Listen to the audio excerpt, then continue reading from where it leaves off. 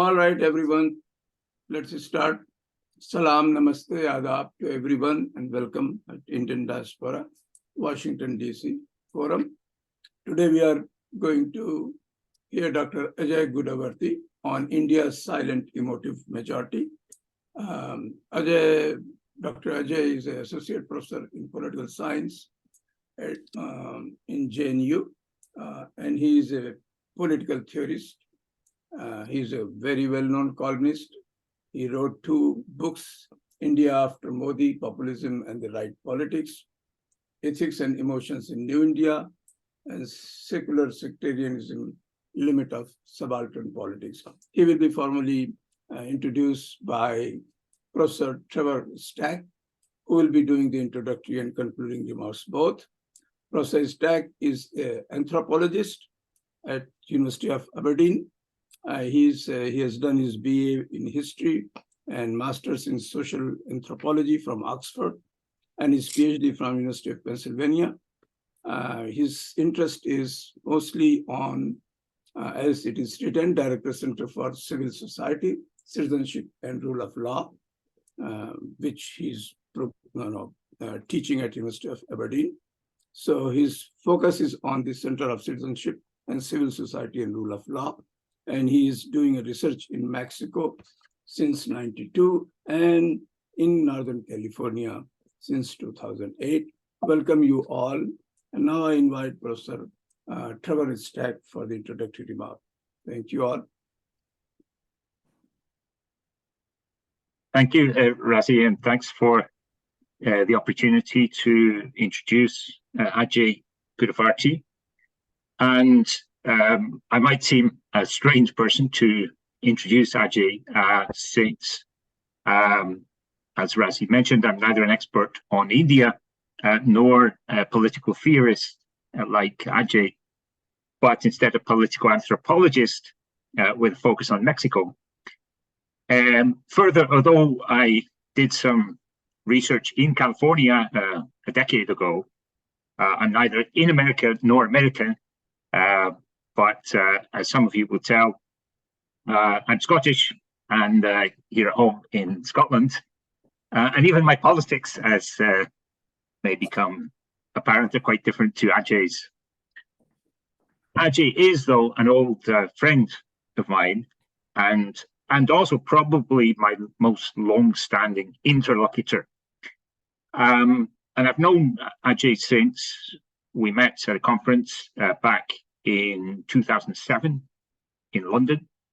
And since then, we've met up in many times and places, including several times in my home institution, the University of Aberdeen, here in Scotland, and also at Ajay's institution of JNU in New Delhi, where Ajay is professor in politics, and where he kindly invited me on 2 occasions.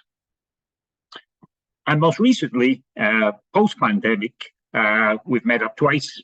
We met twice in 2022.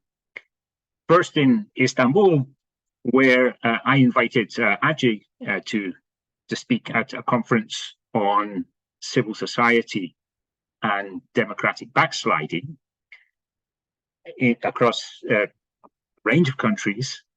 And then a year ago at Yale, where we both participated in a workshop on Indian civil society. So one reason for me engaging repeatedly with Ajay, despite all our differences over so many years, is that I believe Ajay's arguments are relevant well beyond India, including, as I will mention in my concluding remarks, for Mexico, and also for countries like the United States, which has its own experiences of authoritarian politics, which has been the subject of much of Ajay's recent work. The second reason for me to keep engaging with Ajay is simply that he's one of the most engaging scholars that I've encountered to date.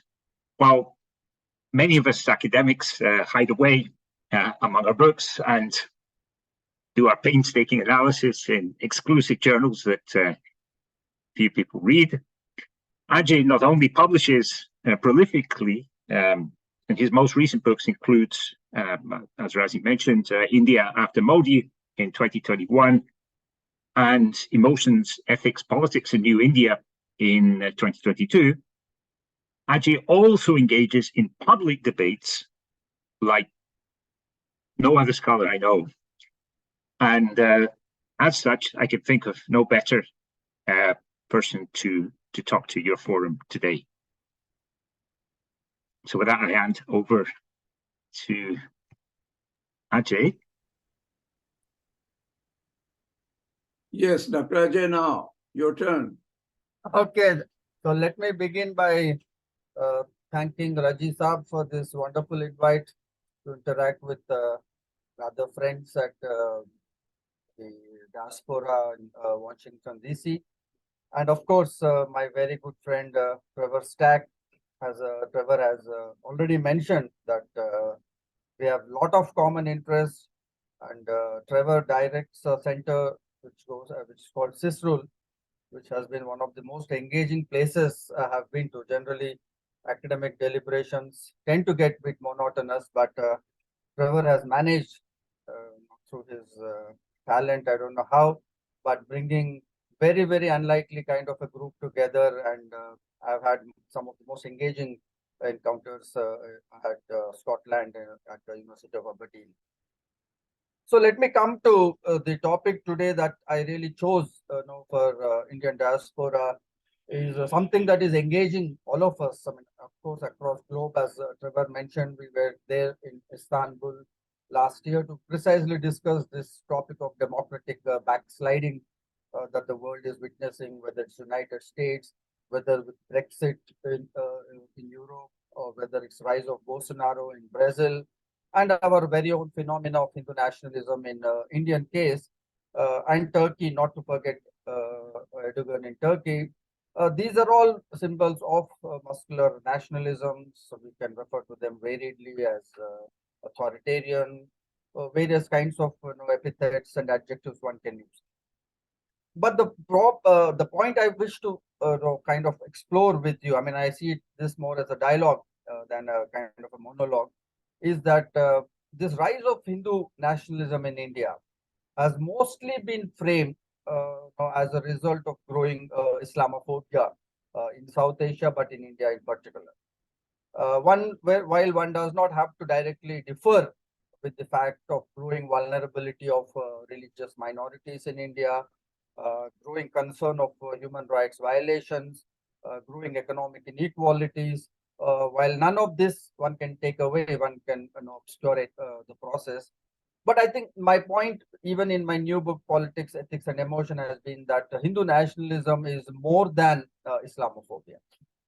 And politically speaking, if we restrict ourselves to merely a kind of a critique around communalism and Islamophobia, I think we will be missing the larger phenomena that is globally happening as to why strong muscular regimes are managing to garner larger social consent. This is the question I wish to raise with all of you. That while overt targeting of minorities in all of these countries, whether it's white racism in United States, whether it is anti-Kurdish onslaught by Erdogan in Turkey, or whether Mr. Modi's policies, that's one part of it. But I think that is more part of the crisis rather than it itself being the crisis. I think many of the difference that I've had with my secular left friends in India is that by merely critiquing it as authoritarian or as Islamophobic, we will not be able to explain the phenomena. We might generate a moral critique and also maybe to a certain extent a political critique against the regime, but there is nevertheless a need to. So there, I will raise 3 or 4 questions. It's not that I have complete clarity over these questions, but as a political theorist, I'll be raising, and this perhaps is a right forum to kind of raise these questions as to why there is this kind of a growing consent. And India looks, Brazil, Bolsonaro is already out, Trump is out in United States, but India looks, the phenomena at least looks like a very long-term phenomena that is here to even with whatever the results might be in 2024, there has been a tectonic shift of the social and political dynamics in India. And therefore, this is a somewhat a long-term shift. And therefore, I think we need to take some of the signposts seriously. Uh, Also because there is the other side, which is authoritarian, anti-pluralist, anti-minority, but it is also growing because of other reasons. So that's my concern, that unless we address the underbelly of what we are referring to as majoritarianism or authoritarianism, we will not be able to confront such regimes globally. So my first point would be that uh, Hindu nationalism grows not merely on the basis of Islamophobia, but Hindu nationalism is growing in India through its appeal to latent emotions and everyday ethics.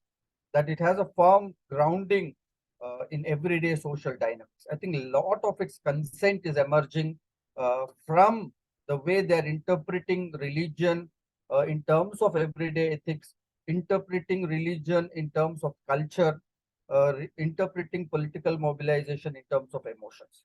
I think the large and deep appeal of the current regime in India is because of these processes. So, in a sense, I'm trying to argue that the way what I call the silent majority, the reasons why the silent majority is consenting to the current BJP RSS regime in India, the reasons are very different from what the regime is trying to convert that consent into. I think there is a gap between these two.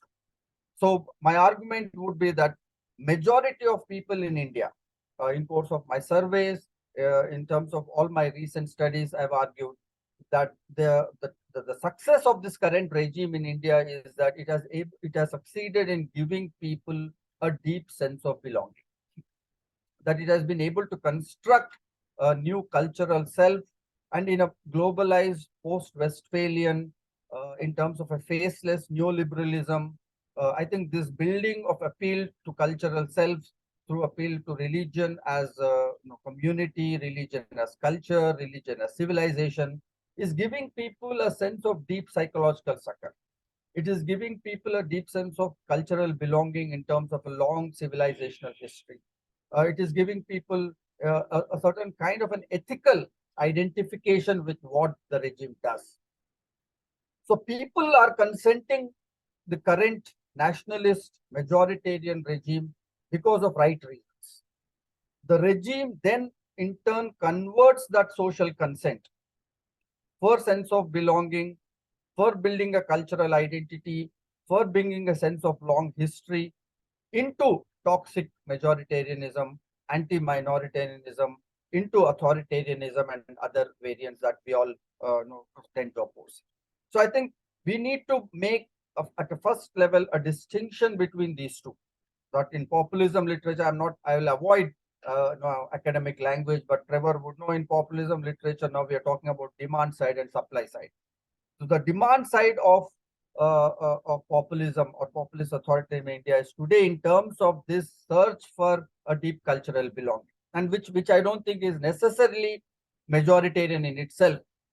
People are looking for deeper social bonding, deeper notions of community, deeper notions of collective solidarity, deeper notions of civil solidarity. The seminar that Trevor mentioned in Yale, our common friend, senior professor Jeffrey Alexander at Yale University, his book on civil sphere, he argues that human societies all through history have required deep sense of civil solidarity. That human beings are driven as much by conflict, but they're also innately driven, which I mean, he thinks it's a very anthropological kind of a psychological fact, that human beings invariably need universal solidarity beyond all particularistic identities. That we are in search of that abstract notion of civil solidarity cutting across cultures, regions, temporality, and speciality. So it is this phenomenon, this urge for larger collective solidarity, larger civil solidarity, through certain optics of performance, through certain narratives, through dipping into myths, mythologies, memory, the current regime has been able to offer a somewhat formidable sense of belonging. And that's been my explanation as to why in spite of very poor governance, in spite of dwindling economy, growing inflation, growing inequalities, people are still continuing to lend their support. Generally, my left liberal scholars and friends here read it quickly as growing Islamophobia, communalism, Muslim hatred is the reason why people have gone blind and there's a blind support. But I formally and formidably disagree with much of that kind of a simple-minded analysis.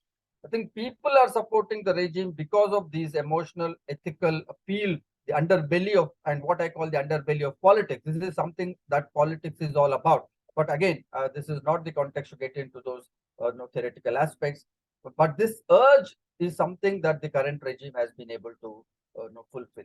And then my point is that once having got the consent because of this optics of civil solidarity, because of that sense of belonging, the regime then tries to convert it into majoritarianism, into muscular nationalism, into intolerance, and into all other things that which we generally refers to as the backsliding or democratic backsliding. But the initial point, therefore, is that we should not collapse it.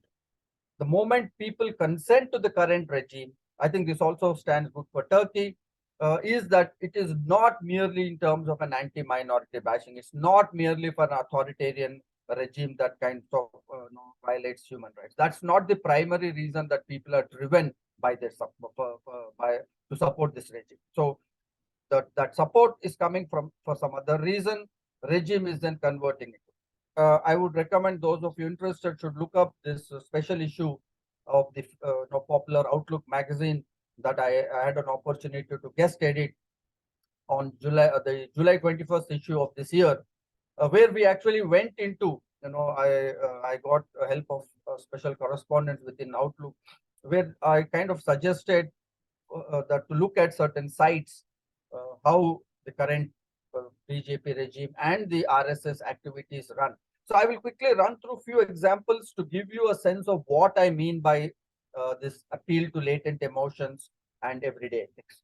In this, there are certain new, very interesting phenomena that RSS has recently launched in Delhi and Mumbai, what they refer to as apartment pracharaks. And if you go through those details of that apartment pracharak, that RSS now realizes that rise of massive urbanization, uh, uh, with huge migration from various parts of countries, people are moving very fast. We have become a very mobile world. The temporality is very fast. That there is a deep sense of alienation. There is a deep sense of unfamiliar conditions that we all are forced to live in. That I myself, like Trevor is also living. Trevor comes from Glasgow, but living in and I'm from Hyderabad, but compelled to live in Delhi. Now, so we are all, we all carry a sense of homelessness with us. And this apartment pracharak, RSS says, is precisely to kind of undo this gnawing sense of loneliness in modern world. Therefore, they hold regular shakas, they get people get-togethers and things of that kind. And they say that they have drawn a lot of support in urban English-speaking middle classes, professional classes through this kind of a common activity in apartments. Similar in a state like Telangana, they have recent by-elections. The mode of survey of BJP and RSS was not the regular political survey. They went to each house, touched the feet of women, offered them vermilion and turmeric, which in religious sense have a certain sacred sense attached to this symbolism and ritualism. And in that constituency, there was a popular candidate from the opposition party, but he lost hands down. And BJP and RSS, without much of organizational strength in the state of Telangana, they won that by-election. And this was again their ability to create a sense of trust, their ability to create a sense of familial relations, their ability to trust, in the previous case, a sense of neighborhood. So their sites of mobilization have been religion, family, neighborhood, and schools. Modern secular politics obviously don't work in any of these registers. In this special issue of Outlook, there is also a case study of the Saraswati Shishu Mandirs, that RSS runs, and many of the parents, in this survey said that they are very happy with their children. Like unlike modern schools, these children are taught a sense of obedience, a deep respect. They wish to look after their parents. Many of them have not migrated to other countries because they've stayed back in spite of less professional opportunity to look after their parents, or so on and so forth. So again, this lot of these parents are supporting, extending their support to the right-wing politics, because they feel this is part of Indian cultural ethos. There is a long continuity to this, and therefore their support comes from these reasons. In the schools, family, neighborhood, and even religious mobilization. In all of that, if you see, there is no direct Islamophobia as the starting point of mobilization. It does come in at a later stage. I will not get into the details of that, but the point I'm trying to make is that therefore it is this conversion of initial mobilization of around notions of civil solidarity, that how is that they're able to convert this sense into sectarian, anti-pluralist, authoritarian, and polarized mobilization. There is something for us to understand in this shift, that they're converting notions of civil solidarity into sectarian modes of mobilization. When does that switch happen? How does that switch happen? How do they gain trust and convert it into communal polarization? These are all very interesting questions for research, and these are interesting questions for anthropologists like Trevor to pick up on. That why conflict and solidarity are existing and cohabiting together in modern societies in such comfortable manner, because we would ideally think that civil solidarity by in itself should kind of cancel out all forms of sectarianism, all notions of majoritarianism. But why is this shift happening? At what level does it happen? This is something we can discuss in course of Q&A. Second major phenomena that I wish to draw your attention to, that is that's been happening, that's a kind of an ongoing process in Indian context, is the inimitable question of caste and caste relations. That the current regime, Hindu nationalist regime, has succeeded in the Indian context in mobilizing not only the caste Hindus. 20 years back, we used to refer to BJP as a Baniya Brahmin party, that it had a limited appeal only among caste Hindus, it had limited appeal only in urban middle classes, so on and so forth. Today, the OBCs are the backbone of BJP all across India. Last 2019 CSDS data shows us that 42% of OBCs and 33% of Dalits have voted for the BJP. So there has been a huge groundswell in the subaltern caste, which we at certain point in 80s, many political scientists wrote that caste is a natural check on the emergence of a confessional majority in India. That the Hindu majoritarianism can never emerge, unlike other countries, because Hindus are internally divided in terms of caste, and caste will always push more in terms of secularization of Indian politics rather than moving towards becoming an ethnic democracy. But that formulation has actually turned on its head. And what is more interesting is that not only have OBCs and Dalits moved to the front of BJP and actively being mobilized by the RSS, but there is a paradoxical process that is happening. That BJP and RSS at one level are able to deepen the social fragments within Dalits, within OBCs, between Dalits and caste Hindus. So social fragmentation of caste is happening at one end, but it is also converting to a certain unified identification in terms of Hindu identity. This is my second question to you, that how is this possible? That deeper social differentiation, which in fact is not merely heterogeneous differentiation, but deeper conflictual social mobilization is happening alongside, and that is precisely also the reason, I would argue, why which is also creating a social consent for a unified Hindu majority. So this earlier secular associational kind of formulations, conventional social scientists would argue that fragmentation and solidarity have some kind of attention. But in the Indian politics today, what we observe is that more social fragmentation, more social conflict is leading to more consent to unified Hindu identity. Both these processes are happening simultaneously. How is that possible is as a very big question that is not only political, but it's also deeply theoretical and a philosophical question that many of us are invested in. My own work for last 5-10 years has been around this question, trying to frame this question in alternate ways through question of populism, through emotions, and so that which only shows that there is a deep sociological change in the operations of caste in India. That we can no longer frame questions of caste the way political scientists did in 1980s. More so the way anthropologists in India did in the 1980s, M.N. Srinivas and others through process of Sanskritization and other stuff, that we understood caste very, very differently in terms of caste identities. And Ambedkar's own writings, if you go back to Gandhi, Ambedkar's writings, Ambedkar spoke about annihilation of caste. He spoke about, we all know his famous statement that Hinduism is a disease that cannot be cured. And therefore, he suggested conversions, he suggested separate electorates, he suggested reservations, he suggested annihilation of caste through interdining and intermarriage.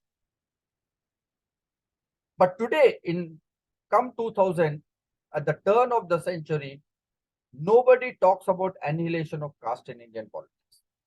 Not even Dalits, Bahujans, also not about no question of caste within religious minorities. So this, I think, is a very, very big shift that has happened. Some would say it's continuity, but I'll not get into the details of it. So therefore, we'll have to understand caste in a new light. And where are the clues for that? That subaltern social groups today do not, those who have suffered, who are at the receiving end of caste discrimination, do not speak the language of annihilation of caste. They're in fact, all of their mobilization is through caste identities. I think we'll have to take part of the clues that the mobilization of Hindu nationalism on around the question of caste has uncanny similarities with what Gandhi has suggested. The fundamental difference between Gandhi's approach to caste as against Ambedkar's approach to caste was that Ambedkar understood caste in terms of hierarchy, discrimination, modern identity, and therefore he suggested annihilation of caste identities. But Gandhi argued that Varna in Indian context needs to be understood not in terms of modern identity, not merely in terms of hierarchy and discrimination, but needs to be understood as in terms of heterogeneous cultural ways of life.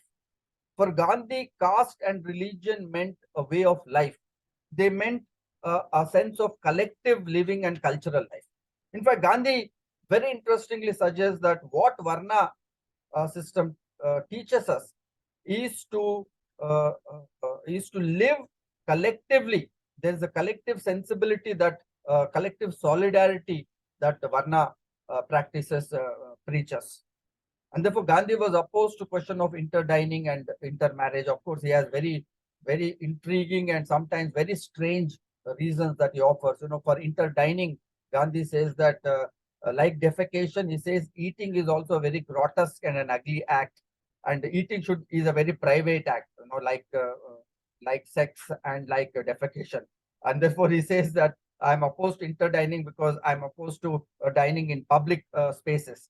And intermarriage is also, Gandhi offers a very strange reason. He says that by banning intermarriage, what Varna does is that it teaches you the idea of self-restraint, the fact that you cannot marry anybody you wish to, you cannot have conjugal relations with anyone, you cannot strike sexual relations. So this delimiting in terms of endogamous relation, Gandhi believes that it also preaches you the anti-modernist or non-modernist ethic of self-restraint, self-discipline, and self-control. Of course, Ambedkar found these arguments to be outlandish. In Annihilation of Caste, he says these are not arguments of a caveman, but these are arguments of a madman. How can anybody in the modern 20th century make arguments of this kind? But but Gandhi, being the freak genius that he was, I think he was making a very pertinent point. I would recommend all of you to read this brilliant article by Professor Akhil Bilgrami. I've been in conversation with Professor Bilgrami over the last couple of months after this article in India Forum. Title of the article is Gandhi and Modernity, the Vexed Question of Caste. Well, Bilgam, I think, makes a very brilliant point, and he argues that Gandhi saw caste as a way of living, caste as a protection of certain cultural way of life. But Gandhi did recognize hierarchies, did recognize discriminations, exclusions like practice of untouchability in Hinduism. But the point is, Gandhi did not want those discrimination and exclusion to be fought through modern liberal apparatus. That is through the language of rights and laws. He did not want us to fight discrimination through modern economy, through a homogenizing project of citizenship. And that was his critique of European Enlightenment. He said that Europe, in the name of equality, destroyed heterogeneity and standardized it into a common homogenized citizenship project, which only then produced atomized individuals, sense of alienation and loneliness. And I think Trevor will agree with all of us on this front of the endemic problem of individualism and loneliness in European Enlightenment. So Gandhi's anxiety of modernity was how to avoid individualism and loneliness and alienation in course of achieving social equality.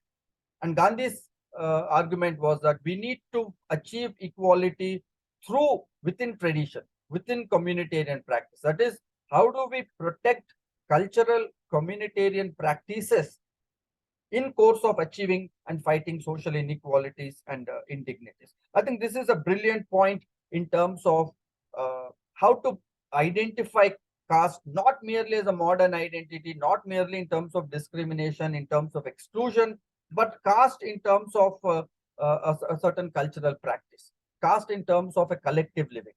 I think today what Hindu nationalists are doing in India is precisely what Gandhi had suggested. That Hindu nationalists also recognize that the social consent for caste and religion in Indian context emerges from this idea of caste as a culture. That people identify with religion. When people identify with Hinduism, people identify it as a way of life. That is, it talks about everyday ethics. Hinduism talks about certain personal ethics, certain professional ethics. So Gandhi also makes this question, this very interesting point that he was in favor of caste occupations, that people continuing their caste occupations. He said that, which shows that people are not choosing modern professions purely on economic logic, purely on the logic of the market, but they are choosing on the basis of cultural reasons, like their ancestors, the kind of profession they might have followed. It is a kind of an obligation to their ancestors. It is a kind of an obligation to the regions and cultures, local cultures that they belong to. And therefore, there are non-monetary, non-market reasons as to why people continue in certain professions. And this, he felt, that is a critique of modern European context of where you have an exclusive economy emerging as an exclusive domain. But Gandhi was against that exclusive emergence of economy as an exclusive sphere of activity. But economy should be embedded in cultural, social, and everyday cultural life. And a good example of that for Gandhi was the continuation of caste occupations. I think this understanding of Gandhi is what my own argument is what is ringing a bell, and it is connecting to Hindu nationalist mobilization.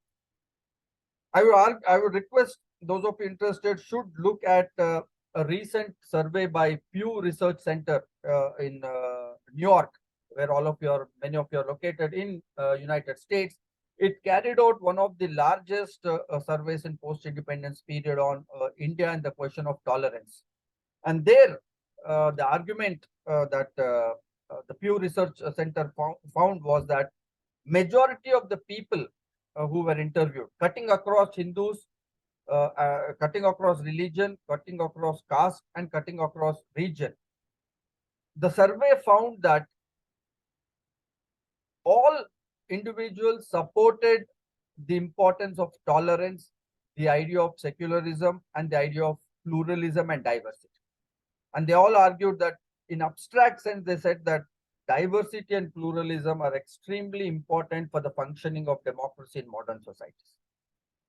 But interestingly, the same set of people, when asked in terms of their concrete social practice, they argue, many of them have stated that we prefer to live in segregated housing. That is, Hindus do not want to live with Muslims.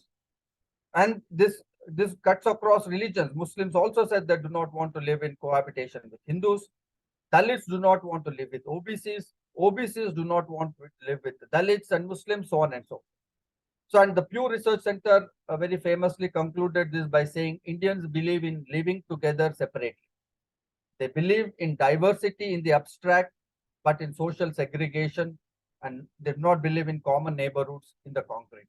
That is, they wish to preserve their cultural specificity, their cultural identities, and so on and so forth.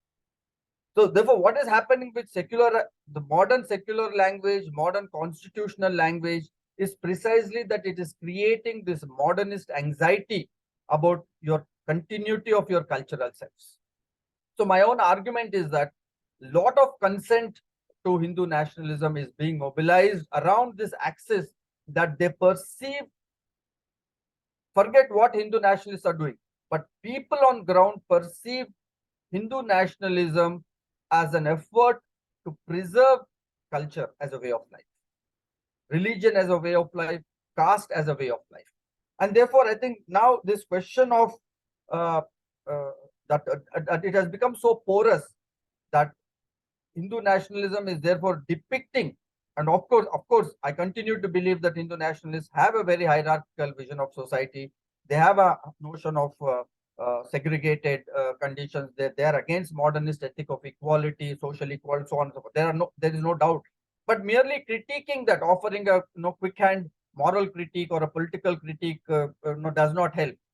The consent for that is coming from this lateral process of allowing culture, allowing caste to be celebrated as culture, allowing religion to be celebrated and openly proclaimed as a cultural way of life. So this is where their consent, is emerging, and that you can see in modern context. Today we have examples in Bangalore, places like Bangalore, where you have Brahmins, declaring the separate apartment that they want to live only with Brahmins, and so do Dalits and OBCs, all other castes. So do Muslims want secluded, exclusive neighborhoods in terms of their living. So this is a big question for post-colonial democracies like India. I think same question continues. Trevor can tell us more in terms of the crisis of multiculturalism even in Europe, that Europe also moved from secularism to multiculturalism, that even that their project of secularism in terms of common citizenship failed, and therefore they moved to multiculturalism in terms of preservation of identities or specific cultures. So part of the problem with our critique is that we need to now explain that if people are consenting on the ground in terms of or perceiving Hindu nationalist mobilization as a legitimate process of allowing religion and caste to be preserved as culture and way of life, how do you then intervene in that process? It is at a later movement that Hindu nationalists convert that consent into majoritarianism and as authoritarianism, as I've stated with the previous case too. But on the ground there is this consent, and which is what is making it extremely difficult in post-colonial context to define how do you fight discrimination. Forget fight, how do you even begin to identify what is discrimination? How do you even begin to identify what is social inequality? This example that I'm giving, that today Brahmins want to live in specialized segregated apartments all by themselves. Can we call this and equate it with old Agrahara system of ancient India as a blatant mark of discrimination and exclusion? Or can we legitimately argue that this is a post-colonial condition where people wish to live in specific exclusive communities because they wish to preserve their own cultural way of being? And it is through this mode of mobilization that RSS is able to mobilize Brahmins in their own place, they're able to mobilize Dalits, they're able to mobilize OBCs. So if you know, in North India now they're organizing what are called Shiv Charchas, that are around Shiva as the new symbol of tribals and backward castes. They're able to mobilize a lot of cultural way of life, even backward castes. So how much time do you have, Trevor?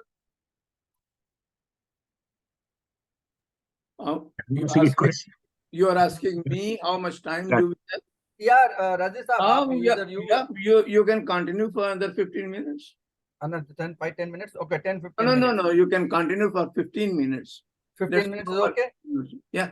Oh, okay. So, so this is what is interesting. You know, what RSS therefore is doing is, at one level, they're mobilizing religion and caste in terms of this kind of a cultural way of life for all castes. At another level, they are therefore again imposing common campaigns like vegetarianism. Their protests against beef eating. So this, if you look at their appointments, all universities, they're invariably Brahmins and Vaishyas. So this is a very complex mechanism that RSS has kind of mobilized in terms of creating and sustaining hierarchies in a very serendipitous manner. It is not a very direct, it is not something that worked 100 years back in terms of Manusmriti, in terms of purity and pollution, in terms of superiority and fortitude. No, it is from very modern ethic. It is through a modern post-colonial condition that RSS is able to mobilize a consent for their politics and generate and reinforce hierarchy. I think both these processes are happening simultaneously. If you look at the recent national education policy that India BJP brought out in 2020, you will see what I'm arguing. That this document says that till 8th standard, everybody should be educated in their mother tongue, and everybody should go into vocational education. That is, each one of them should be taught pottery, carpentry, and other stuff, because India needs dignity of labor.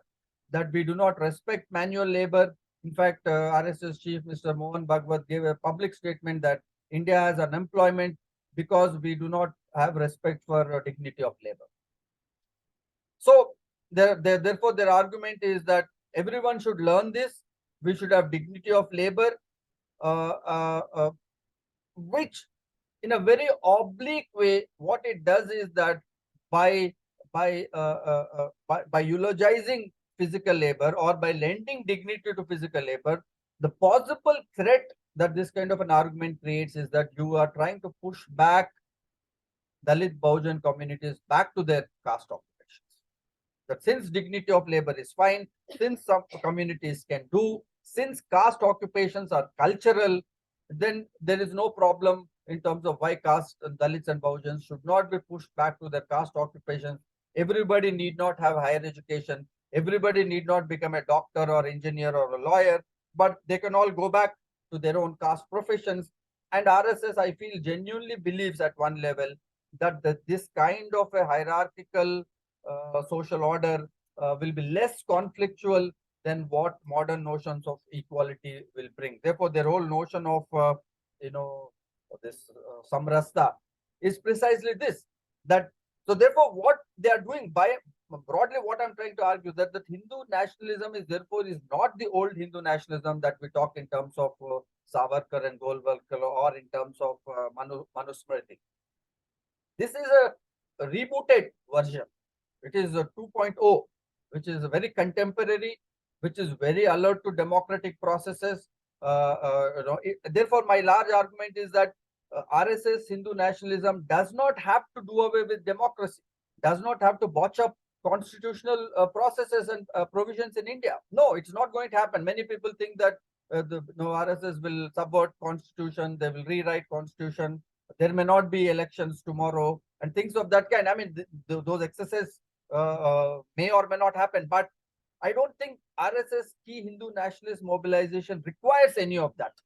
It does not require watching of constitution or democratic principles, because modern social conditions and modern democratic principles and progressive principles are being handsomely internally subverted for a Hindu nationalist project. So I have no doubt that RSS has a very hierarchical, very exclusionary, a third Reich kind of an imagination that excludes majority of people from modern opportunities. It is deeply exclusivist. One would have no doubt they are in terms of a strong state, in terms of their critique of human rights. So all those are very, very ominous facts about Hindu nationalist project. But my point is that merely reiterating those points is not going to help us in terms of subverting this process of growing social consent for Hindu nationalism, because the process is happening through some other sociological means, and we need to get to the to the heart of that sociological mobilization, because people are not feeling. If you go by the consent, growing consent among Dalits and OBCs, they are obviously not feeling that Hindu nationalism is going to push a hierarchical order and going to exclude them. In fact, in this growing identification, people are feeling more empowered. There is a greater identification because for the first time, people are feeling that their private cultural way of life has got public sanction.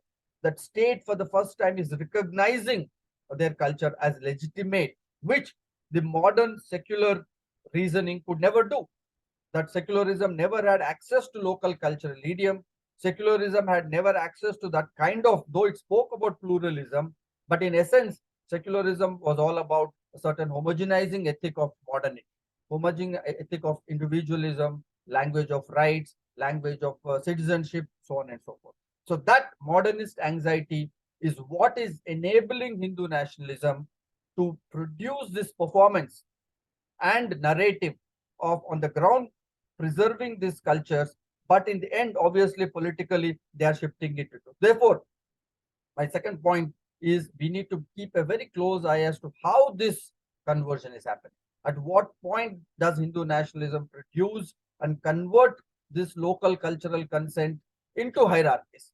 And when it actually begins to produce those hierarchical arguments of vegetarianism, banning beef, in fact, in Delhi, they prohibited display of meat, any number of practices. They are now have proclaimed any number of times in terms of discontinuing affirmative action policies.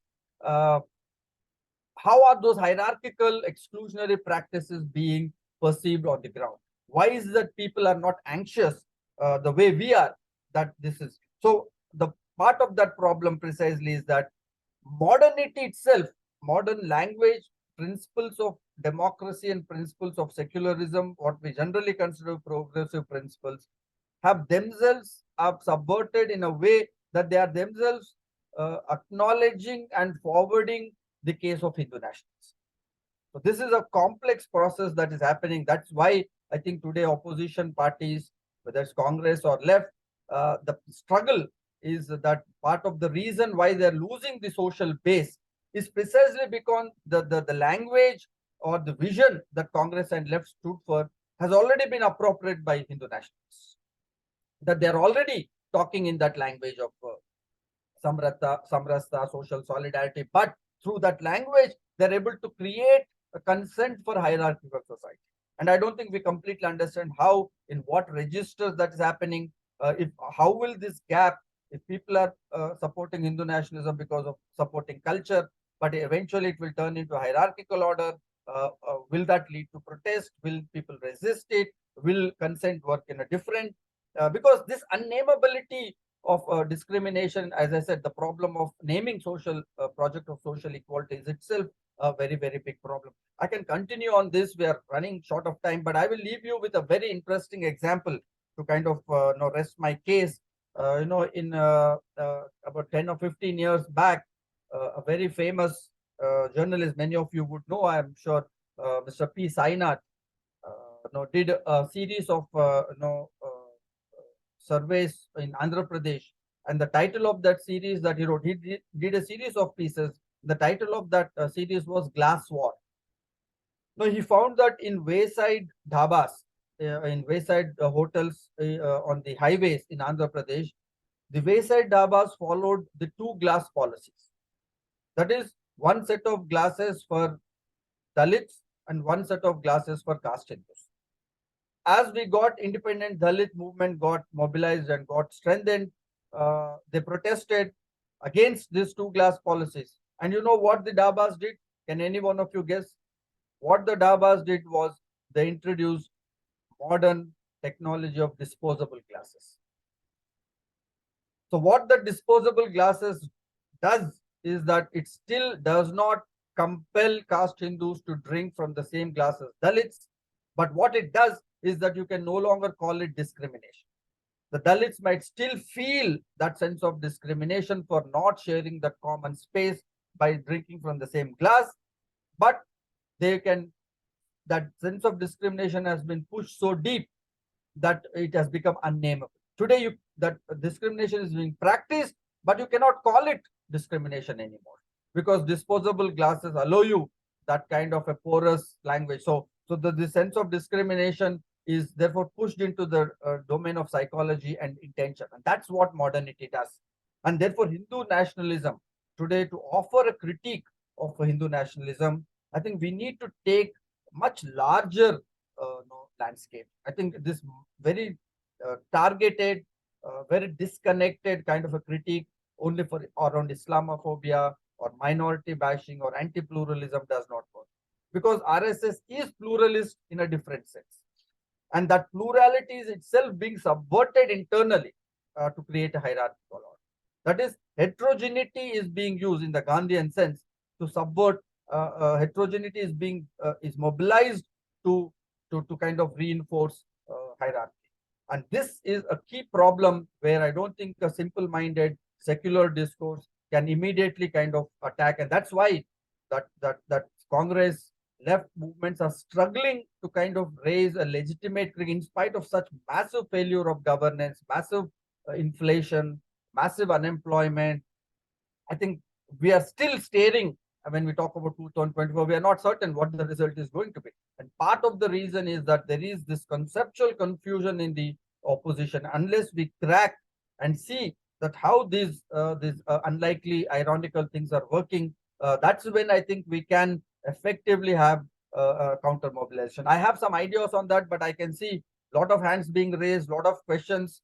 So I think I should stop here so that we have enough time for discussion, because I'm also here because I want to hear my friends in the diaspora. So I thank you once again for your patience and this kind invitation. Thank you so much, and let's see what the concluding remarks given by Dr. Trevor says, and then after that we will have a question and answer session where I believe a lot of questions will come, though I myself also don't agree with some of the points that you raised. The RSS approach is similar as Gandhi's approach, but anyway, we will come on to that. Dr. Trevor Strack, please. Back to you. Thanks. Yeah, many thanks, Raji, and also Ajay for your fantastic talk. And I'm going to be brief because I know that many have questions or comments, and you have much more than I do to say about the specifics of Ajay's talk. My first point is simply that Ajay's project, as I understand it, is to take Modi's politics seriously in order to learn from his politics, to create an alternative to them. So rather than reducing Modi's politics to Islamophobia, for example, he tries to understand and take seriously Modi's popularity, and his comments about caste, I think, can be understood in this way. And caste is a very difficult topic for people who are not familiar like me to engage with. But he argues, as I understand it, that India's politics had to become all about, or largely about, caste identities, and that Modi sidesteps this by championing a pan-Hindu politics on the one hand, while on the other hand, this was very interesting to me, making caste a matter of culture or of solidarity, as Ajay argues, that has real resonance across the country. And Ajay finds it important to understand this resonance, the resonance of in India of Modi's take on caste as culture, while Ajay recognizes that caste culture can serve to perpetuate hierarchy, Ajay is not ready to dismiss caste culture entirely, and is concerned to understand its appeal with a view to heading off the kinds of hierarchy it can make for, and perhaps fashioning an alternative narrative which retains some of that appeal and resonance while avoiding the pitfalls of humiliation, of hierarchy, and so on, and violence, which remains an issue in India. So that's my first point, which is simply me trying to understand what Ajay is trying to do, and the way he's engaging with and really trying to penetrate the Modi's politics in a way that may sometimes sound sympathetic to those politics, but I think it's more about considering and taking seriously its appeal and resonance in order to consider what kind of narrative liberals in India and the left might build in response to it. And on that note, it seems to me, and this is my second point, that Mexico, a country that I've worked on for years, and of course a neighbor of the United States, where I believe most of you are have your home. Mexico, I think, is itself an interesting case for reflecting on this, because Mexico's president, known as AMLO, frequently vies with Modi for the top spot in global popularity polls. And this is because both the AMLO, like Modi, have successfully fashioned some kind of grand narrative, a story, that very much in the way that Ajay has described today and describes in his recent books, somehow connects with people's everyday lives and emotions, often through the simplest of gestures, in ways that hasn't been seen in India or in Mexico for years.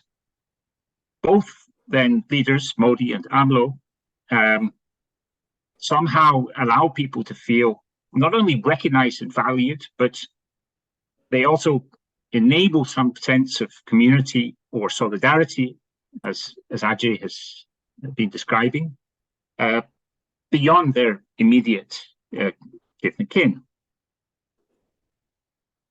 In the process, of course, both Modi and AMLO are notorious for sabotaging accountability, to use a phrase of a Dutch scholar, to sabotage accountability. This is her version of authoritarianism, and to shrug off responsibility in politics. So when something goes wrong, either denying that anything has gone wrong or simply passing the responsibility to someone else.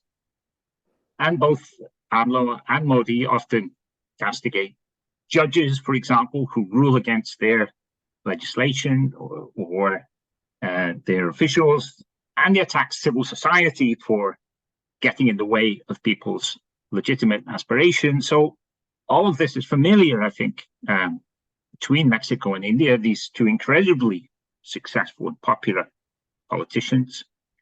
However, despite all these similarities, Modi is held to stand to the right of politics, alongside many others who are often compared, like Erdogan in Turkey, Orbán in Hungary, Putin in Russia, Bolsonaro in Brazil. But unlike all of them, Mexico's Mexico's president, AMLO, is considered to be on the left. So when Ajay calls for a counter narrative to Modi, so a narrative that inspires as Modi inspires, that mobilizes as Modi mobilizes, but to different political ends, I wonder simply if AMLO might be a case in point. AMLO has mobilized a story of a people who have been victimized, though, not by religious or ethnic minorities in the way that's sometimes implied in India. So AMLO's narrative is not a cultural nationalism by which minorities like Muslims have been framed as a threat, which is, Ajay terms, toxic majoritarianism. But for AMLO, instead, the people are being victimized or threatened by what he calls conservative elites in politics, the old guard of politics, or the economy. And although this does not stop AMLO cultivating friendship with billionaires like Carlos Slim, AMLO has marshaled this story of the people who he represents to reconstruct the welfare state that has long been abandoned, while backing policies that are liberal to women, to indigenous peoples, LGBTI communities, and so on. And even AMLO's notorious insistence on hugs, not bullets, in the policing of organized crime could be deemed a step towards what Ajay today and in his book has called compassionate cohabitation. So if then, as I've argued, Ajay is challenging India's liberals and the left to come up with emotive, solidaristic narratives to rival Modi's emotive, solidaristic narrative, then I suggest that they might look to Mexico for some inspiration. Done? Thank you. Thank you so much.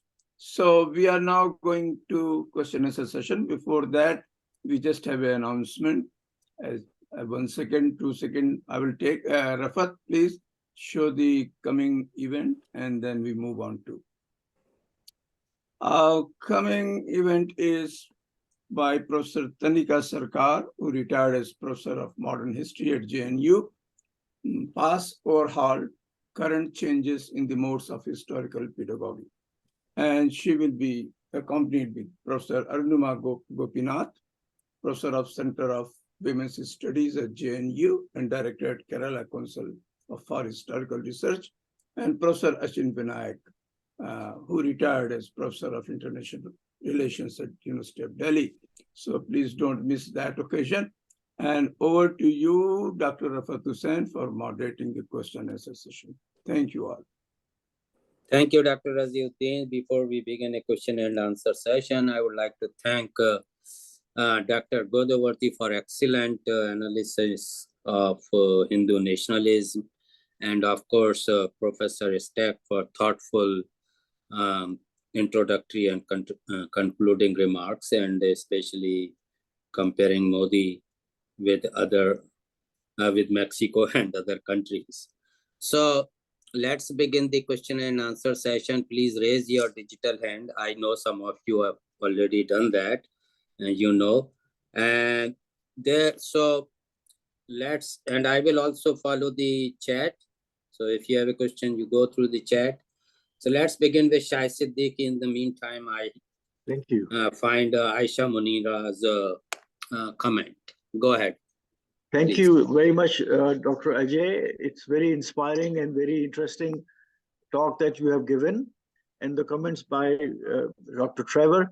I think one of the important point of the thesis that you say is that Hindu culturalism has been exploited by Modi in a very positive way.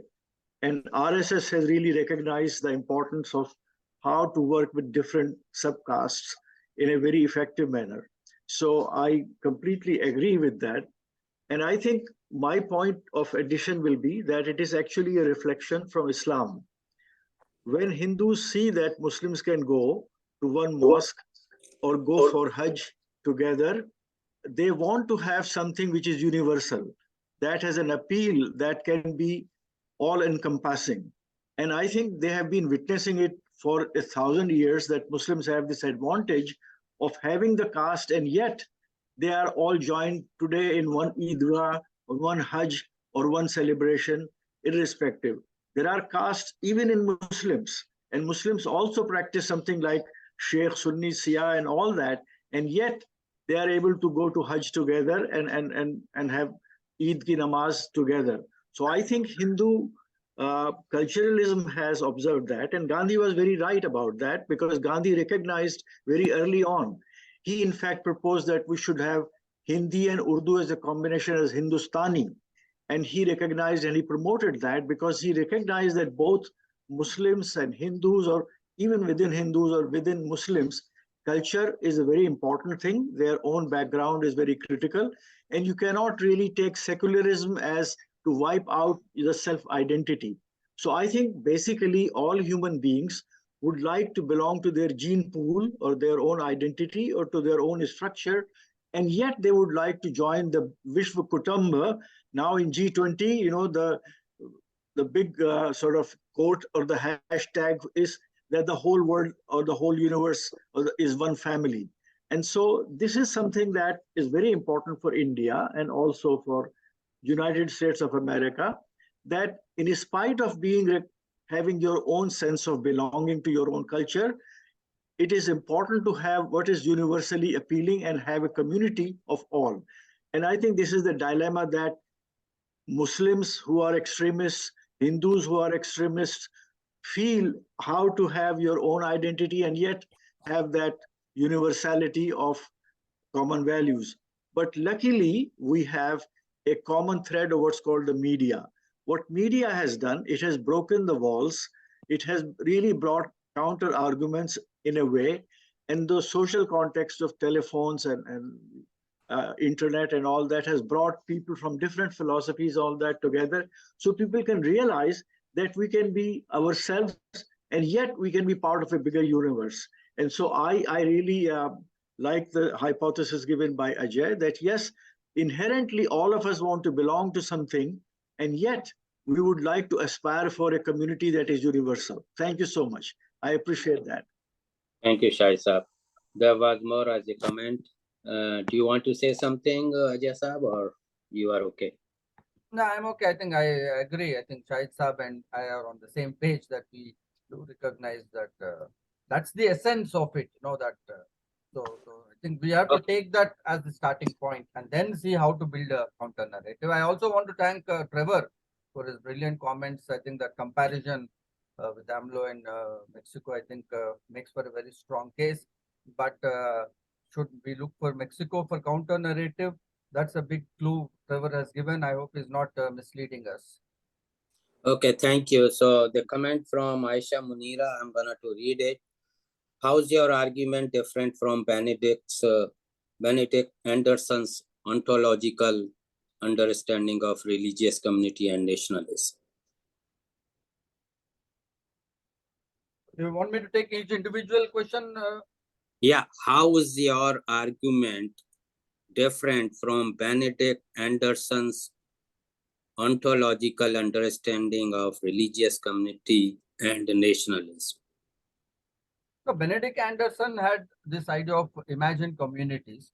More than Benedict Anderson's imagined community was in terms of press capitalism, what he refers to as, and therefore nationalism as imagined. So that's one. But more than Benedict Anderson, I think we need to pick on the writings of Samuel Huntington in terms of Clash of Civilizations. That where Huntington said that countries will post-globalization move beyond nation state to a civilizational narrative. Again, because of this deep sense of belonging, that's that's very, very necessary for human condition. That's what is ontological about it. No, but what is interesting is that unlike Samuel Huntington's prediction that a rise of a civilizational language will push us beyond nation state. I think that was a very simple-minded, linear narrative that Huntington imagined in a post-Westphalian. But what we're witnessing today, if we take Hindu nationalist case, is that they're appealing to a civilizational narrative. They're talking of a civilizational state. They're talking about Indic culture, but they're using a civilizational narrative that is more universal to reinscribe hyper-nationalism. So civilization is not about overcoming, but civilization is about hyper-nationalism. But at the same time, they also talk about Vasudhaiva Kutumbakam. So I think that there is something unique happening here, that sectarian mobilization, which projects deep animosity and suspicion of all other religious communities, all other civilizationals, all other cultures. At another level, superlative level, claims universal solidarity and brotherhood. So how do both these things coexist together in a common narrative structure while they are so self-contradictory? This is something I think we should keep a close watch and reflect upon, that how this equivalence between self-contradictory narratives and practices is happening, I think is a very, very key theoretical, conceptual and political issue of our times. Thank you, Ajay Saab. There is one more question from her, and so please be brief because there are a lot of people raised hand. So her question from the Aisha Munira: is your argument not based on cultural relativism, something that may empty humanity of any basic values, as we would judge all cultural practices against the parameters of cultural roots? So something similar, but this is an important question in terms of cultural relativism and cultural rootedness. That's what Gandhi thought. If you look at Gandhian experiment, Gandhi said, I am a Hindu because I'm also a Muslim, I'm also a Christian, and I'm also a Parsi. So this belief, on one end of the a certain culturalists, that deep-rooted belonging to a certain culture will give a process of socialization which will allow us to appreciate larger human solidarity, larger universal solidarity. So that's one of the foundational belief of many culturalists. Like Gandhi is a very good example. You should read Ajay Skaria's work, where he recently talks that the heart of Gandhian ethic is an heart of ethic of friendship, where he talks about surrendering without subordination. So we don't have time to get into all those details. But this is, I think, an interesting question, that why is it that cultural sense of belonging, not necessarily that ethic, once you get, that is not necessarily translating. So you can have a very deep sense of human affections and solidarity within your sects within religion or castes within religion, but that need not necessarily translate into a larger concern for humanity. I think that requires a different process of socialization, at least in the modern complex societies with massive social differentiation. So those questions have got more complicated. So I always say that Gandhi was a universalist of his times, but Gandhi will not have answers for the questions that we are facing, dilemmas we are facing in our current times. Thank you. Thank you, Dr. Ajay. Next is Ishrat Aziz Saab, and then Imtiaz Saab. Question मेरे वो हिम्मत होनी चाहिए ना पूछने की, हिम्मत नहीं चाहिए. Hello. Am I audible? I can't see myself. Ji, you are audible. Yes, please. That's okay, Ishrat Bhai, keep going. I have listened very carefully. Your camera is off, maybe. I don't know for what reason. But anyway, I have listened very carefully to whatever was said. And one phrase that I will remember and ponder a lot more over, at least that is a phrase that conveys what has been in my mind for a long time, which is larger solidarity. And that's a very, very good phrase, because larger solidarity, to my mind, is essential both for survival and for economic prosperity. And I think living together, finally, when you get down to answer various questions one after the other, it is livelihood. Now you will say, well, I'm talking something very superficial, but actually I feel it's not so. Let me here say one thing. Since practical examples are being given, just take the example of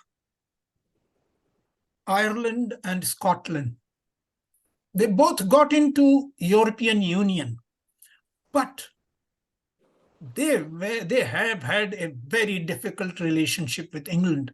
And who knows, Scotland, after asserting its uniqueness and identity and separating itself from UK, wants to be a part of the European Union, where it will have to, if it wants to pursue the objectives of European Union, which are essentially economic, it will have to dilute its, what I would say, so-called cultural identity. I have always been thinking, how do many people live together? Because living together in a larger and larger group is essential for security and for economic prosperity. Look at any regional cooperation, whether in Latin America, Europe, Southeast Asia, and I could give more examples, even NAFTA in North America, they all have an economic goal, though they create problems for cultural identity of the countries. And this is what I feel. If you read, go to facts, you will find that culture is anti-migration, while economics is pro-migration. Everywhere, even within the country, you will find migration is, economics is pro-migration within India itself, and culture is anti-migration. And when I talk of migration, I'm not just thinking of horizontally, I'm thinking of vertically also. So I think if we want to build that, what you have said, larger what you call solidarity, I think we will have to give more importance to economics and less to culture, race, religion, whatever. And to me, if it can be put in a very glamorous way, in a very emotional way, it can have an impact. I mean, when I first saw this subject for today's talk, I was reminded of something which W.B. Yeats has said in his poem, The Second Coming. And what does he say? The best lack all conviction, while the worst are full of passionate intensity. So narrow-minded people will always be full of passionate intensity, and it is the liberal who thinks of more complicated issues of future and tries to fuse many things into a unified whole. He has problems. So he cannot become blind enthusiast. I hope what I said makes sense, but I would be happy for comment from Dr. Ajay. Thank you, Shilsab. Trevor, do you want to come on that bit on Scotland? You can briefly tell us, is it culture versus economy? I mean, does it work in Scottish? Well, yeah, very briefly. Actually, the Scottish National Party, which is pro-independent, which is in government and pro-independence, of course, Scotland's not yet independent, avoids cultural nationalism and makes its case for independence primarily in terms of economics. So, but yes, I mean that economics versus culture thing is certainly it's very important. It's a very important difference. But I'm glad to hear. Yeah. I'm glad to hear. So I would broadly, very briefly, because your question raises many, there are many subsets one can get into culture and economy. But problem is this, that, culture gives you a sense of belonging, but then it also makes you inward looking. Economy could be more global, and therefore it can come with more cosmopolitan ethics. How do we really balance between these two, that we need culture? So some post-colonial scholars have, even some critical theories argue about culturalization of economy, that even economic questions have cultural sensibilities in terms of framing questions of equality. For instance, class, some people would argue, is after all about question of dignity, humiliation, everyday insults, so on and so forth. So culture, therefore, is all pervasive. But how do we get into that context? I think modern context is very fairly complex. One of my recent pieces I've done, I argue that part of the reason for the emergence of authoritarianism globally, is a mismatch between process of social democratization and growing economic inequalities. I think what democracy has done globally is that it has succeeded in giving a sense of social democratization to everyone. So if you come to India today, Dalits, OBCs, Muslims, women feel that can speak in those registers of equality, in the registers of civility, in registers of mutuality, cooperation, so on and so forth. But that imagination of social democratization, social equality, has a complete mismatch with the material reality, that there's massive growing unemployment, rural-urban differentiation is growing, impoverishment is growing, so on. I think in the neoliberal context, we'll have to also understand why culture is behaving the way it does, why this sense of way of belonging, way of living and sense of belonging are becoming so quickly convertible into toxic majority and authoritarian rule. I feel at the heart of it is this mismatch with social democratization and economic inequality. We'll have to bring some parity between the two. That social imagination of social equality has to be accompanied and get reflected in the economic model of development. But if you take a post-colonial context like in India, democracy has mounted this debate on social equality. Every political party will debate equal representation, all castes are equal, women give more space, Muslims are equal to Hindus, and all this, we do this. But when it comes to economic reality of neoliberalism, there is a complete neoliberal consensus from right to left. I mean, there is no other imagination, which is leading to growing inequalities, growing economic impoverishment. I think this anomaly, to my mind, is one reason why culture is not behaving the way we think. That sense of belonging, we think, as Gandhi expected, should teach us or socialize us into an ethic of cohabitation and larger solidarity. But it cannot translate it unless we build those material conditions. Therefore, in my recent writings, I've argued that we should go back in India to a robust welfare state with basic social security, right to education, right to health. These should be the precondition for going back to where culture can behave in a more universal form rather than the way it is doing now. Thank you so much. So before I go to Imtiaz Saab, let me read one question from Fazal Khan.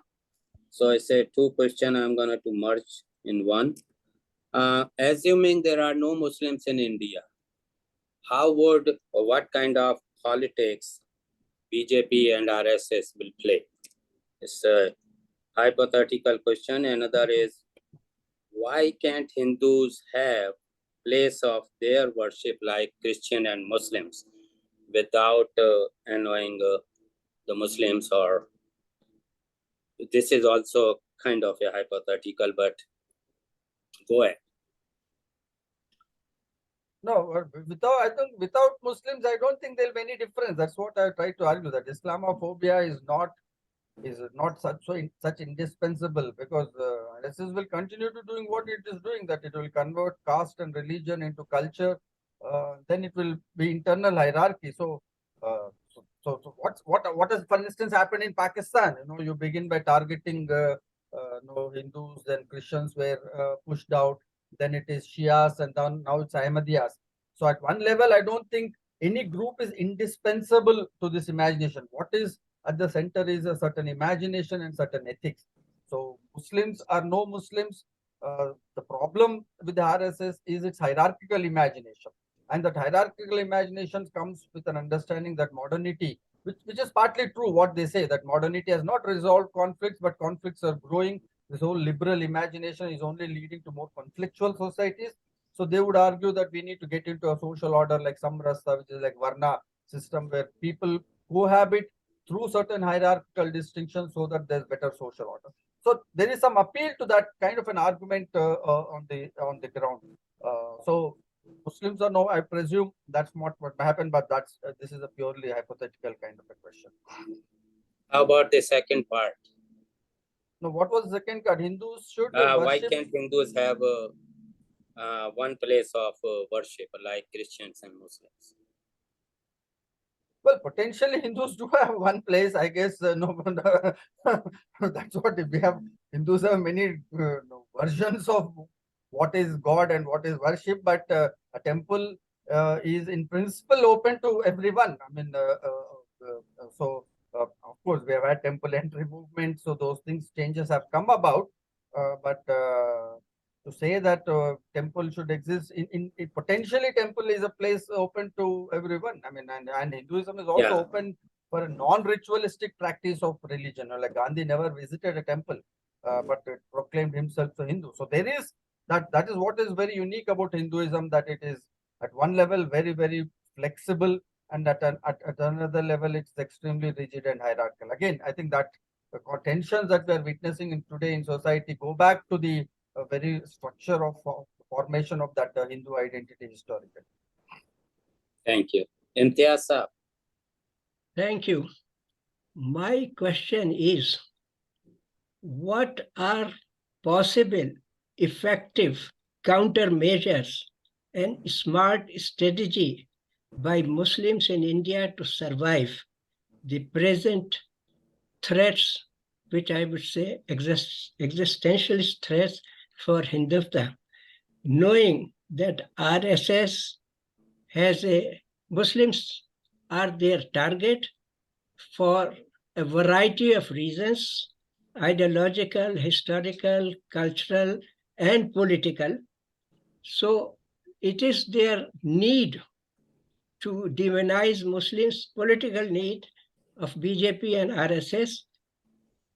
Under these circumstances, as I said, what are possible countermeasures which the Muslims can have in India? Well, this is a good, I think in a sense, a very pertinent question, Imtiaz, what you have raised. One, to begin with, Muslims have been very astute in reading the political situation in India. If you see their voting behavior and voting patterns, they are very, very alert. It has been part of BJP's strategy to kind of push Muslims on the back foot.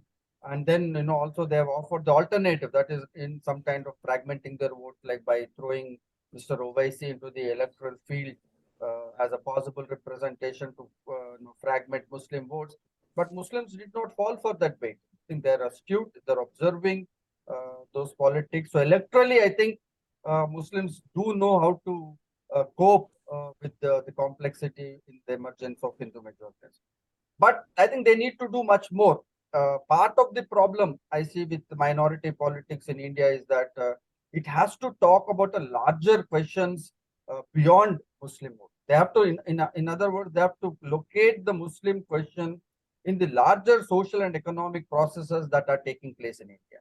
That Muslim cannot be an exclusive question. For instance, a Muslim social organization should also be critical of neoliberalism, should also be critical of the growing economic crisis, should also be critical of growing impoverishment. Similarly, in my book, if you're further interested, I would request you to look at my edited volume on secular sectarianism, where I've argued, made this point that two things that are necessary is one, Muslims should fight for a robust welfare state, that common school system, common health, common. So we have to push and create a new discourse of social democracy in India, and Muslims have to play a very big role. And within that larger social democracy, they can locate the Muslim question. I think exclusively locating Muslim question in itself is not going to help. At a second level, I would argue that Muslims should also take larger that deepening of democracy. That democracy should not be limited only in electoral participation. I think Muslims should play a pertinent role in defending the rights of all other social groups who are equally dispossessed. Today, what secularism has done is to socially ghettoize our imagination.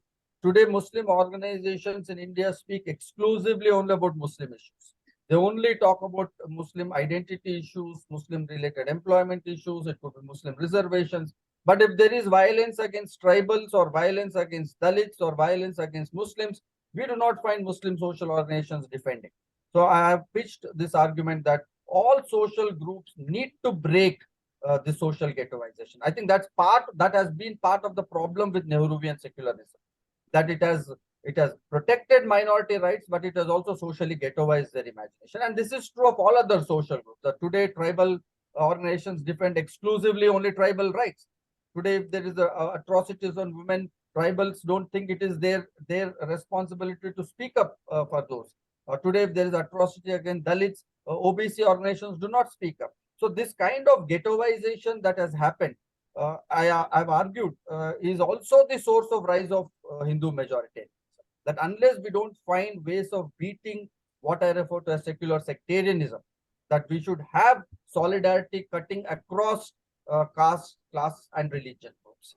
That if Muslim imagine, it should be part of the democratic imagination of religious minorities in India to defend rights of all other social groups who are experiencing similar disposition. For instance, today there has been violence in Manipur, which is far worse than Muslims have faced in certain contexts. And I would think that any democratic minority religious politics should be at the forefront of defending the rights of Kukis or the displaced people in minorities. That kind of engineered violence has to be critical, and this is an issue that should concern the Muslims. So I think what you're saying, the counter narrative is that one way is that Muslims should start locating the issues of Muslim question much larger, or neoliberalism. They should talk about democracy, violence against other groups. That is where I think the larger solidarity of other groups will also. Otherwise, today what is happening is, if there is a Muslim minority somewhere being lynched or his rights, only Muslim organizations speak, or some political party speaks. Nobody else speaks. So I keep telling Dalit OBC organizations that it is also your responsibility to defend minority rights. We cannot ghettoize so badly and then think that there will be a democratic process. What this ghettoization is eventually doing is leading to the rise of Hindu majority. And that's my initial point. And that ghettoization is being deepened by the Hindu right in the language of culturalization of caste and religion. Thank you. Okay, thank you. So when talking about the ghettoization, one question from Debarati is, when you talk about living together separately, how do we explain about the cohabitation of religious groups in pre-partition era? Is there a shift in our cultural imagination now? So I had a similar question when you were talking about the Pew. So please allow me to bulk my question in the same. Sure. I was aware of the Pew research, and you rightly pointed out that Indians believe in diversity and tolerance, but they wanted to live separately. So is there a mind shift? It's a recent mind shift, because in my childhood, there was nothing like that. So please, these are similar question for Debarati and mine. Please go ahead. No, I think this is a very complex question, because India is a very, very diverse place. In much of North, I guess, part of the problem historically is we do not know much in terms of early modern India. There are a lot of versions that identities were fuzzy, that identities have got only solidified post-census and post-colonial modernity. That's one kind of an argument. Then we do not know whether early modern period, what did cohabitation mean? Did Hindus and Muslims really live together? Did they really intermarry? I don't think we know much of that. We need serious historical account of what that pre-modern, pre-colonial India really constituted. We have only hyperbolic narratives, either those saying Akbar is secular and others saying Mughals have destroyed. But what sociologically, what did it constitute everyday social life? What were the fault lines and what were patterns of cultural accommodation? I don't think I have been looking for work along those lines to know what pre-colonial, pre-modern India really meant. In terms of recent modern history, pre-partition, colonial period, post-partition, I think it's very, very diverse. If you come to South India, still Muslims living cohabiting with the colony that I live in, Hyderabad. It borders. Muslims and Hindus continue to live together. It has not been, which is what very interestingly Gandhi refers to. Gandhi says that the beauty of Indian pluralism is that he says it's a unconscious, unself-conscious pluralism. That Indians, meaning Hindus, Muslims, live together not as a conscious statement of pluralism, like multiculturalism does it. Everyone wears their culture on their sleeves and each one lives separately. Each one wants to preserve a distinct identity. Gandhi says the beauty of Indian ethos, civilization, whatever one might refer to it, was its unself-conscious pluralism. That people never consciously practice pluralism, but it was part of your everyday ethic. So that's a very beautiful, but of course, Gandhi was prone to a lot of romanticism, the way he's romanticized the villages and he thought they are village republics. He never visited a village, but he thought. So I do not know whether this is an historical account or it was Gandhian imagination that emerged in course of his critique of modernity. But whatever the case might be, I think the current situation really looks, we are on the verge of sort of a mass consent for polarized living. And this polarized living is coming not only from Hindus, but even Muslims want separate. In my own surveys in Telangana, where I did raise this question with many of our Muslims that why don't you strive for more common neighborhoods? It's in your interest. Even if Hindus do not want, you should find. One of the problems they express is that we need a mosque, and wherever we live, we need a common neighborhood because we need a mosque nearby. And if there is a mosque and temple close by, it's always prone for more conflict. So we better live in different. So conflict itself leading to this kind of ghettoization could be one argument. Ashish Nandi, sociologist, has a very interesting observation, in the context of Kochi. He makes this argument. He says Kochi is one of the most secular societies in India, in Kerala. The reasoning is, he says, Muslims, Christians, and Hindus are almost proportionate in terms of their population. All three religions have economic elites and socially powerful, and all three communities equally hate each other, and they know they cannot do anything to each other, so they live peacefully. This is Nandi's argument of Indian secularism. So that is where I think we are right now. Okay, thank you. So two more questions. One is from Rohit Tripathi Saab. Please go ahead. And then Abdul Jabbar Saab. And we will then wrap up and give it back to Dr. Rajiv. Thank you so much. Hi, Ajay. I'll show my face here. Hi, Rohit. Yes. I know you were instrumental in this talk. So you are the culprit. Yeah. I am the culprit. And I was just telling Razi uncle, I hope he feels I made the right decision. And I'm glad that I get a chance to hear you.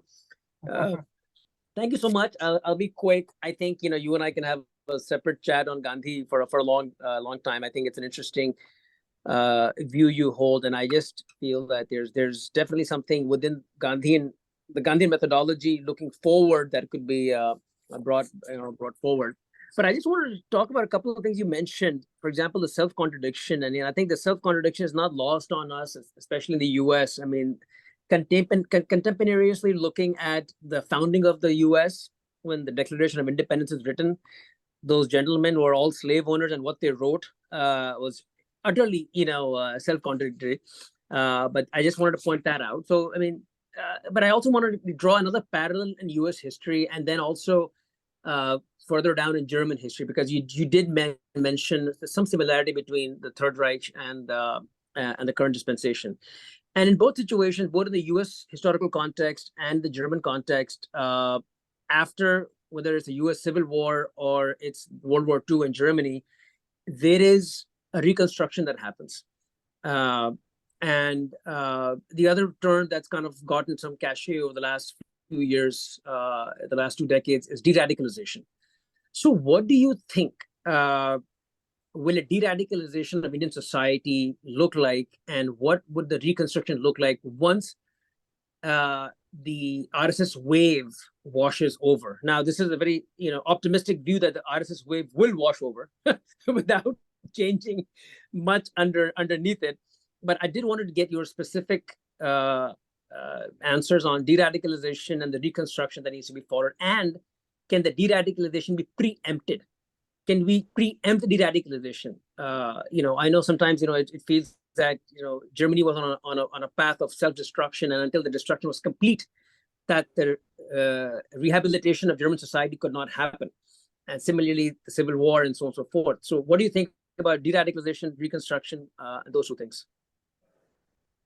Yeah, it's an interesting question to think. So as I pointed out, Rohit, in my talk, unlike Third Reich, I think what is interesting with the RSS, and that comes from their caste location, that RSS has a certain kind of a caste profile, is that they're very keenly aware of latent ethics. I don't think this is simply being rubbed top down. So they're very conscious in terms of democratic practices, need for social consent. So there are two versions within RSS. So they draw a social consent based on ethics, and then try to convert it into hysteria against Muslims, or hysteria, nationalism or anti-nationalism and things like that. So this in that sense, this politics is much deeper than any of other populist authoritarian model that we have seen. I think closest might be Turkey. No other model, not Brexit, not Europe, not Trump in United States or Brazil. This regime does have a long-term sense, and therefore this, as I said, culturalization of caste and religion is their best bet. So I don't see a point where we will arrive at clearly where we can begin to say that this is a point of de-radicalization, this is the point of deconstruction, because this regime is wheels within wheels, it's layered. But the problem obviously is that there are those excesses within this regime of excessive violence, engineering of riots, state control. There is a deep state in India today. So there are those excesses, which is what people might reject at certain point, because people can sense the gap between, in my own writings, the book on politics, ethics and emotion, that's my basic argument, that people are consenting whenever there is a convergence between their local cultural, ethical idioms with the right wing, and people are withdrawing support whenever they see that this regime actually is not reflecting those cultural idioms. So there is back and forth. This is a very complex process that's happening. You saw the results in Karnataka. You saw the results in Delhi election. So this is not like they're able to consolidate an all India level. There is a single momentum. There's a complete unification of Hindu identity. No, I think our society is way more plural than what Germany was in 1930s. People think in multiple registers of language, region, federalism, ethnicity, nationality, and religion is just one of the factors. It is even to come to this bit of polarization, I think one should concede to the genius of RSS that they could actually achieve this, because people actually think in very, very multiple registers. So they're not able to consolidate that polarization. They're not able to convert it into wholesome hysteria like Germany had. Germans were hysterical, and that hysteria, one should not forget that majority of Germans continue to support and love Hitler till the moment he shot himself. Majority of Germany was with him. We don't see that kind of a consolidated consent. Also democratic politics, modern technology, social media, there are many other factors. So I don't see a wholesome consolidation, but yes, there is a threat of a state sabotage that can emerge, and I feel that people are very conscious of this gap that between ethics and majoritarianism. That's why I continuously am arguing that they are not lending support in a simple-minded way to authoritarianism, toxic majoritarianism, and communalism.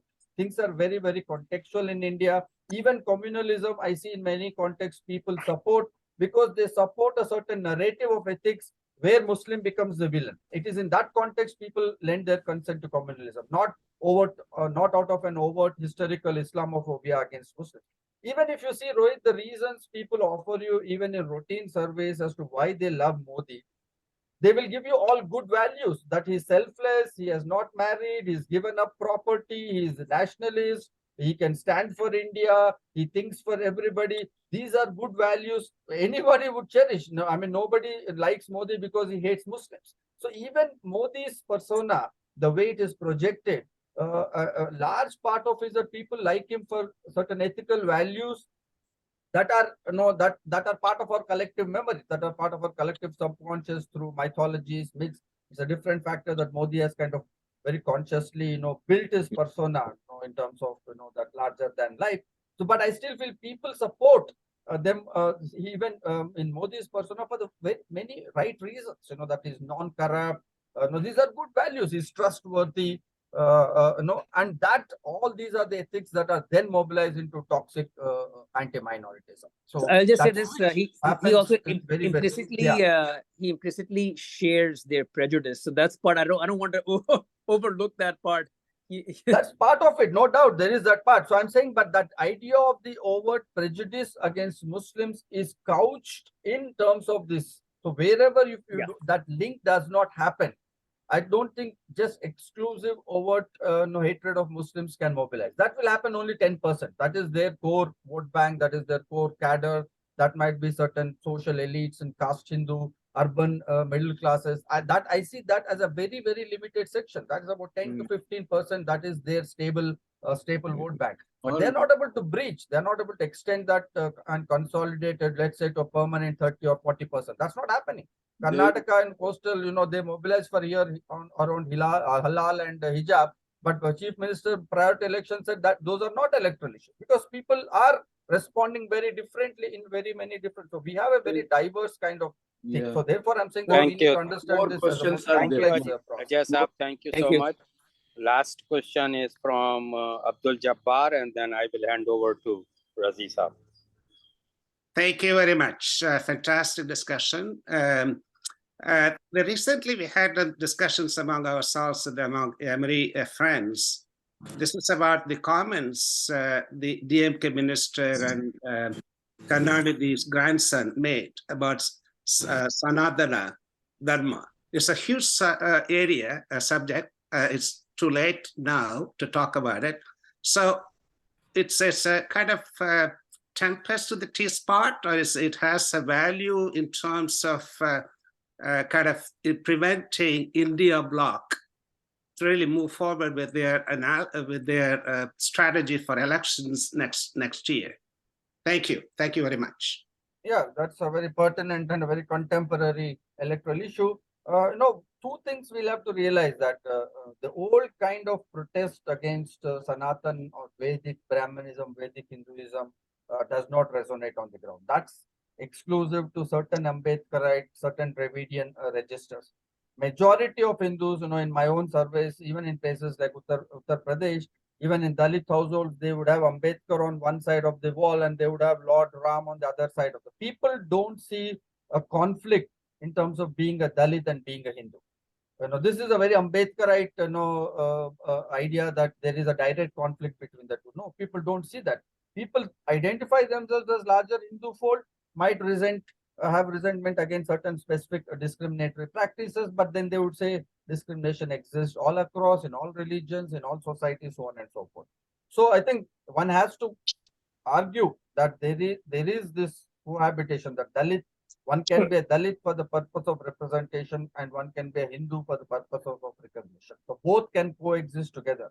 So this whole critique of Sanatan Dharma may not work in those registers. People might identify being a Hindu and yet be critical of discriminatory practices. So this idea that the moment you identify discrimination, you would want to be an anti-Hindu or convert out of Hinduism, that's not the sensibility that exists anymore. I think that's, as I said, modern complexity, senses, whole lot of issues exist as to why that shift has happened. So that critique, neither the critique nor its counter will have much purchase on the ground. Of course, BJP will try to hype it up to the extent that even if Hindus are not hurt, they'll make sure that you feel hurt. So they manufacture hurt sentiments till you are hurt. Otherwise, they will hurt you. That is their logic. Thank you. Wonderful. Thank you. So before I hand over to Razi Saab, thank you both the speakers and of course the audience. There were multiple comments, and if I missed, my apology if I missed any additional questions. And of course there were multiple questions from one person. So of course, because interest of time, we cannot entertain all of them. Sorry about that. And now I hand over to Razi Saab. And thank you again for both speakers. Thank you, Rafat. Thank you all. And thank you both speakers. Really, it was very engaging, very nice discussion, wonderful talk. I have a question. I have few minutes to finish this. When you say that, they have, there's no doubt that this is RSS very long thought and very well-planned strategy to go deep into the psyche of people and then convince them about their belonging and their consolidation of Hinduism as one culture and all those. But don't you think that in spite of all this 125 or 30 plus years, you see the limitations of their influence? Where are they? I mean, at the peak, Modi cannot repeat this peak of even 39%. It is for sure. They themselves are knowing that. They can retain power maybe, but they will be quite wounded in that. So where is that? In South, there is no RSS influence in South, maybe a little pockets. Where is that? In half of Bengal, or even in larger, all your 60% electorate who didn't go for RSS betting or BJP. They are mostly Hindus. All the Dalits, they know that it was a mechanization, they, just to get the votes. And they are after, everywhere in UP, in Bihar and other places, they are after Dalit votes. No Dalit is convinced that, yes, we are embraced as unequal, but we are embraced. They don't, I think that is not true. Also, it was it is a very clever strategy. First, embrace all Hindus, and then convert their mind to really hate. Why do they, if the power is so strong that all Hindus' embracement is good enough to make India great, was there any need to hate Muslims or any other who are non-Hindu? I mean, look, the Sanatanis barely consider large population of Dalits and OBCs and Hindus in their daily life. There is no real socialization with them at any level, which is 60% of the Hindu population, at least. So that is one thing. Second is, if they had this very powerful imagination that, yes, they can glue together, still retain the caste system, all those, what is constantly annoying or irritating them to convert these very converted Hindus to start hating anything which is non-Hindu, even to the point that even caste Hindus who don't subscribe to your ideology as basically cast out Hindus, hate them. You know that, so many at JNU, so is there really any depth into this? Or it is merely capturing a power thing and rule by hook or crook and deceive their own country, Hindu population? Look at the unemployment. The voters are mostly from the upper caste. And most of them at higher positions, from higher institutions are unemployed. Are they not running out of the country? Their projects, they are the one who own the businesses. Most of them are higher caste. They are the one who voted them. But in 9 years, they are not. So who are these people who are in India alliance? They are not Hindus. They are very Hindu actually. Look at Rahul Gandhi. He goes with in Madhya Pradesh with much more than Modi, with all this his forehead with babootis. But still, secularists consider him that he is not RSS man. So of course they are safe. So can you make some comment on this contradiction and this really, whether it is in depth or it is a manipulative strategy, or whether Hindus are so naive to accept all these arguments and embrace? I mean, RSS is not doing Shankaracharya's role. I mean, it is very different role. No, that's what, it's a good question, Rajesh Saab, but that's precisely what I'm saying, that I think it is very layered.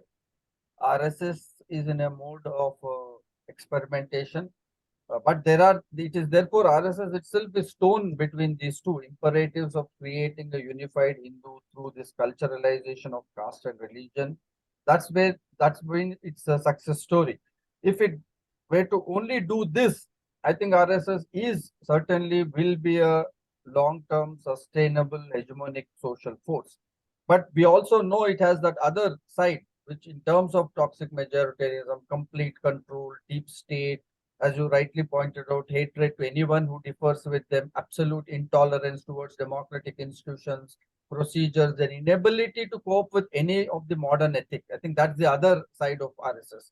So I think therefore we are at the cusp of looking at tension. So I wouldn't wouldn't put it the way you have put, that this is too superficial, it is just passover. I think they have caught certain civilization historical logic right, which is why people are consenting. But what would happen to this other side of the RSS statist, etatist imagination vis-a-vis culturalization? So sense of belonging, will it live? Can it coexist with fear? Will people completely withdraw? These are all very, very much open possibilities. So this is a very good time to study Indian politics, because both are possible. That people, I think, are very open. In India, they're still observing. We do not have something like a mass phenomenon of Islamophobia. I've disagreed with many of my secular left friends here that that's not the prime mover here. Of course, that their mobilization is that. But I don't think India is a case of Germany where you can have hysteria. If you look at all brass work, all communal riots in India have been, he says, engineered. There has been no case of spontaneous social rioting in Indian context. How do you explain that? No, unlike, I think with Trevor, I had this discussion that even in a developed place like England, small crisis, it leads to rioting of supermarkets, black areas are ravaged, people come out spontaneous. But in India, you don't have that case. Look at the case of migrants. They prefer to walk back 1,000 kilometers, but they did not think that they can turn on their Muslim enemies and loot them. That's not happening. We can clearly see those trends. So we have this context, but therefore I'm saying the deepness of RSS is in terms of culturalization of caste, their ability to mobilize latent emotions and ethics. That project, I think we need to take seriously. There is a consent. That, but yeah, there is a serious consent. But there is this other side. They consider one point within the cultural aspect. Which is, I think, which is a valid point, actually, what they're making, the sense of belonging. If people want to become Hindus, you cannot give the argument that Hinduism didn't exist. It's a 19th century thing. It's a legal fiction. There is no argument. There's no argument. That's not exactly. Many of our historian friends make that, but I've been continuously arguing, that doesn't make sense to common people. Yeah, but the problem is, ask any educated Hindu girl or woman of today's age. Most of them don't like RSS because they are so much anti anything modern or equal. So, and this young woman, this is the first generation in India which has this feeling of empowerment. I think our mothers, even educated, were not that much. But our sisters now are feeling this sense of equality to some extent. RSS, in its vision, has nothing to give to 50% of their population. Really, there's nothing. They are no different than the Jamaat Islami in that concept. They don't have anything for the women. They don't have anything for modern or 30-40% of your OBCs or Dalit also. Embrace them, but don't make them equal. So how this will play out, even within cultural context? Again, Rajesh Saab, I think that's where I think we need to be a little more nuanced and cautious. That, if you look at this phenomenon of Shiv Charchas that RSS is organizing in Uttar Pradesh, you should watch that phenomenon very closely. They are now saying Shiva, someone who lived an hermetic life in in Himalayas, was not having any possession. They are saying that his life symbolizes that of an backward caste and tribal life. This is drawing a huge, it has a huge groundswell in much of, even in South India. They have realized that Ram is essentially an Aryan North Indian god. There is no appeal of Ram in beyond upper caste. So they are now entering Dalit and OBCs through the worship of Shiva. So they are making all these experiments. Now, if you say, is inequality people identifying through Shiva integrated into Hinduism? Because as you know, Hinduism's very growth is through integrating a lot of local cultural practices. That's why it's so diversified.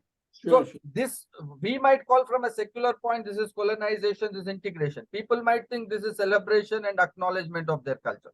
So the tension right now in India is continuing between these two momentums, whether people will eventually be able to very clearly see whether RSS will continue to practice its hierarchical vision, or whether it will continue to appropriate. So where will that create? I think it is going to be a very staggered process, a long drawn staggered process.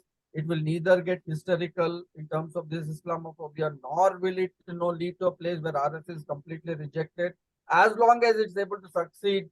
And therefore, a lot will depend, Rajesh Saab, on counter narratives.